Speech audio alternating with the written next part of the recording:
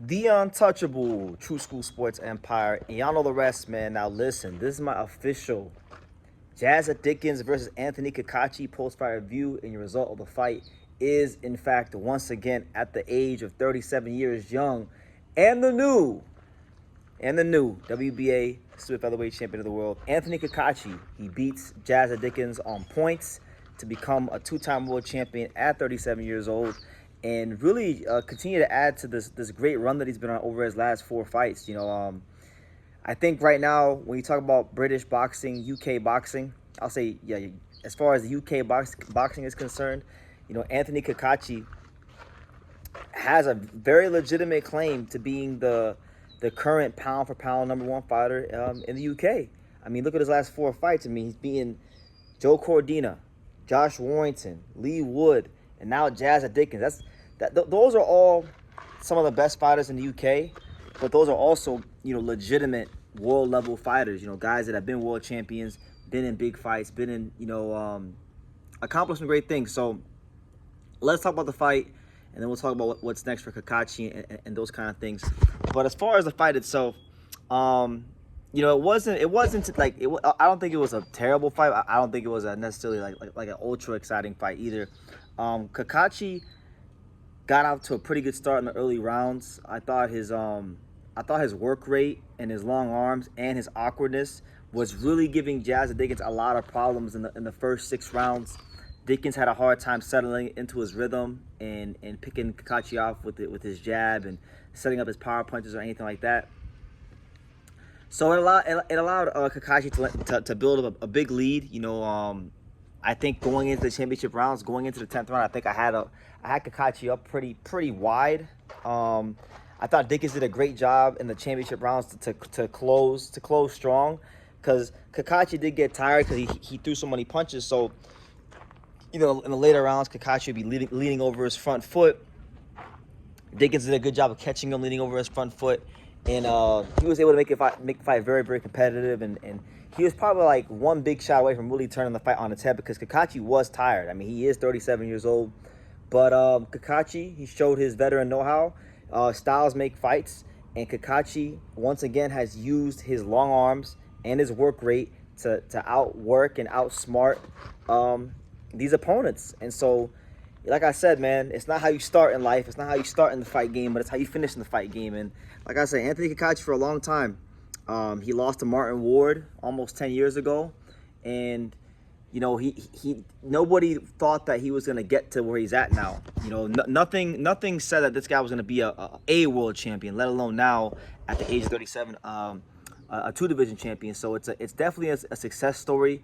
And let it be an example to all the fighters out there that, you can still make waves in your career if you take care of yourself, if you stay in the gym, if you stay loyal to this game, and continue to work hard. You can do what Anthony Kakachi is doing, but you got to have the mental fortitude and the smarts to do it, and he clearly has it. So respect to him, because, I'm not going to include Katie Taylor, because Katie Taylor is a woman, but I would say, as far as, since Carl Frampton, we know when it comes to Irish fighters, Carl Frampton, I would say, of the last 10 to 15 years, he's been the best Irish fighter as far as, I'm not named Katie Taylor. As far as male Irish fighters, he's been the best guy, with what he achieved, being a pound-for-pound fighter, moving up, beating Leo Santa Cruz, all that good stuff, right? But I would definitely say, in this short time, because of this 4-fight run, and you guys can feel free to correct me if I'm wrong, but because of this 4-fight run of Cordina, of Lee Wood, of Josh Warrington, and now Jazza Dickens, Anthony Kakachi, it's possible he might be the best Irish fighter, not named Katie Taylor, since Carl Frampton, the best male Irish fighter since Carl Frampton. That's a very possible thing. If I'm missing anybody, guys, let me know. But as far as Kakachi, he's now thrusted himself into some big time fights, because, and mind you, I was critical of Kakachi, because when he was down there at 130 pounds, or when he was the mandatory, when he was the champion of the IBF and Eduardo Sugar Nunez was the mandatory, he did duck Eduardo Sugar Nunez. He didn't want to fight Eduardo Sugar Nunez, right? But it was a smart move. You got to give credit to him. Like, I'm not here to celebrate ducking, but it turned out to be a smart move. We got another one on his resume, and now he's thrusted himself into some big fights, because Now he is the WBA super featherweight champion. You got you know, potential unifications out there with the likes of either Vaquero Navarrete and or O'Shaquie Foster, right? So I think those are all interesting fights. I think you know, I think those would all be, you know, really big fights, because you're talking about, if you fight Vaquero Navarrete, you're talking about, you know, Mexican television being involved along with British television, unification fight, 3 belts, real legacy fight. And, you know, for better or for worse, you know, the Mexicans have a long history of beating up UK fighters. And so Kakachi might be the next guy added to that list. Or, I'll tell you this, if Kakachi can fight like, now I think Vaquero would beat Kakachi. I think I would make Vaquero Navarrete the favorite against Anthony Kakachi. But if he were to fight in a 3-belt unification against Vaquero, Emmanuel Navarrete, and beat him, that would already put him in a different class than like damn near all UK fighters of the last 10 years, because there's only been a handful of UK fighters that have been in these big time fights against Mexican fighters and won. And to win on that level against a fighter as dangerous and as good as Navarrete, I think that would really do a lot for him, and it's gonna make him a lot of money. So you know, you got those options. Obviously, you know, another option I could see, and I'm gonna throw it out there. You know, you got a guy like Rafael Espinoza, who people think is gonna move up to 130 pounds.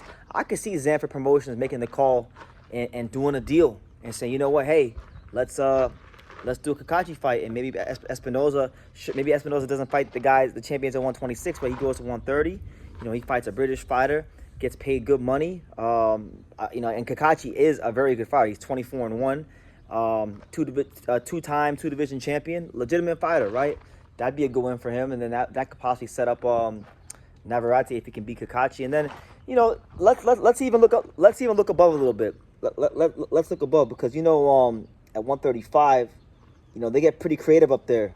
You know, I wouldn't be surprised if Kakachi got the call to fight a guy like, let's say, maybe, you know, Raymer, Tyre, or Abdullah Mason, something like that. Like, I think there's attractive options in his weight class. There's potential attractive options of guys that from featherweight that could come up, and then also you never know, you might get that call for a guy at 135. So either way you cut it up, slice it and dice it, I think Anthony Kakachi today has once again added to the legend some more, because Jazza Dickens is a very good fighter. Jazza Dickens has beaten, you know, he knocked out Albert Batir Gaziev, he beat Larato Diamani, beat Zalfa Barrett. Who else he beat? He beat some good guys, you know. He beat Lee Wood, right? So Dickens is probably he is a better fighter than he gets credit for, and I think it's a good win for his resume. Oh, I'll tell you guys this, and I'll end on this note for Kakachi as far as other potential fights.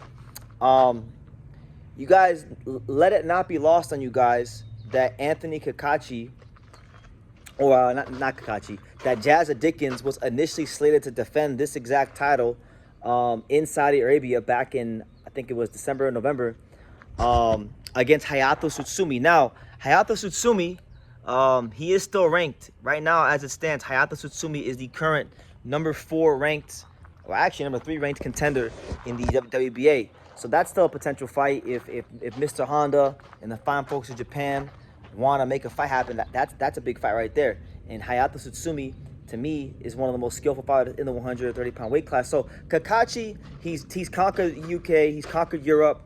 I think now it's time for him to fight on domestic shores, or against a domestic fighter, or a fighter abroad, I should say, on the international level. So, you know, I think the Hayato Tsutsumi fight's a very, very doable fight. But yeah, Vaquero's in play, Navarrete's in play now, O'Shaquie Foster's now in play. So things are going to get very interesting for the Irishman. And shout out to Anthony Kakachi, who's found his groove late in his career, and he might quite possibly be the best male Irish fighter since Carl Frampton.